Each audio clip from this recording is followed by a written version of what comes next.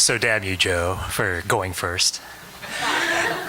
It was maybe about it was a bunch of years ago, and I had been gripped with this madness that occasionally hits certain cyclists around the idea that riding around the city is no longer sufficient. Going to a party in JP leads towards having friends in Newton asking for a cookout and say, I could ride over 128. I could ride out beyond the Green Line, which leads to I can go out to beyond 495 to go apple picking, which leads to maybe I'd want to go to New York someday. And so I found myself at this bike shop, wanting to get a new bike. I had this old hybrid that was a nice entry-level bike, but my job had also moved out to the suburbs, 12 miles away, and I realized this is a perfect opportunity for me to upgrade. And I had these dreams now of maybe even looking out to the Pacific and going from my door, chasing sunsets on my own power. And so I'm talking to Robert, this retired Frenchman, at this bike shop. And he shows me the Trek 520, which is this classic touring bike built for expeditions. He says, this bike will take you to Patagonia. It is rugged, it is built like a tank, field serviceable. If the struts break somewhere, you can get a man in a turban on the Silk Road to weld it for you. You cannot do that with carbon. Which, I must say, Robert, fucking fantastic salesman. Because these are all keywords that I'm hearing. It's like, ooh, Patagonia, ooh, Silk Road. I totally want to do this. I will buy this bicycle, which I did. And I rode the shit out of it. Like I rode it, I'd take it out to like a weekend trip around Massachusetts from the South Shore to the North Shore, the long way around. I'd take it out to Vermont. I would, and I would spend all this time with it. When you spend a lot of time with a bicycle, you realize that bicycles have personalities. There are times where they're slow, and they're kind of lazy, and there are times when you've tuned them up, and they're fast and eager. And the thing with the Trek, this touring bike, was that I would take it around without any bags on it. It was fine, but as soon as I put a bit of luggage, it's like, oh my God, adventure? Where are we going to go? How can I get you there? And I started getting involved in like this long distance cycling club, like where they do timed rides that are crazy. Like the shortest ride, 125 miles. That you go out to New Hampshire and back in 13 hours.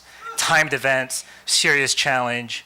And they want a little bit of speed. And the thing with like doing these rides where like, you're doing like 40 hours to go to Vermont and back.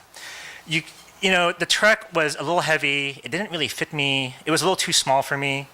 And also I wanted things that had a little bit more like sophistication for all night riding and stuff like that. So I started thinking about getting another bike. And so a few years afterwards, I went to a guy who built a bike for me measured upon my arms and legs and was completely custom built.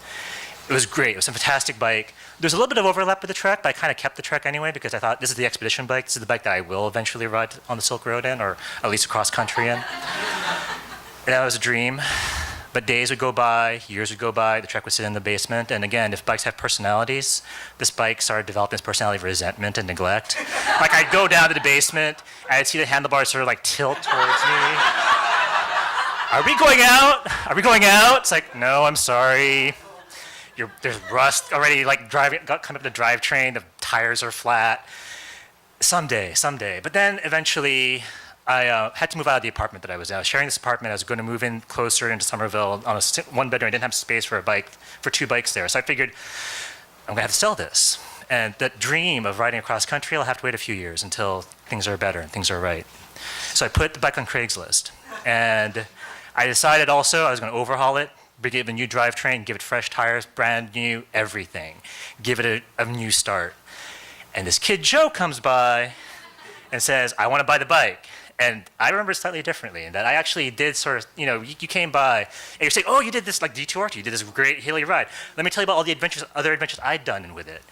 And you can buy this bike from me and you can use it for commuting like I did, but this bike is happiest to go to the horizon. So you have to fucking promise me that if you buy this bike from me, you're gonna do something awesome with it.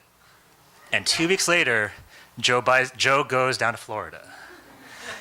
And yes, if the bike is alive, I think that this bike is sort of like, that one ex-girlfriend, not your first love, but the one who you had the really important first relationship with, who taught you what you wanted to love, and unfortunately it wasn't going to be them, and you had to sort of let them go. But then you sort of see them on Facebook after a while, they post photos from their wedding, and you're just smiling because you see them happy and free.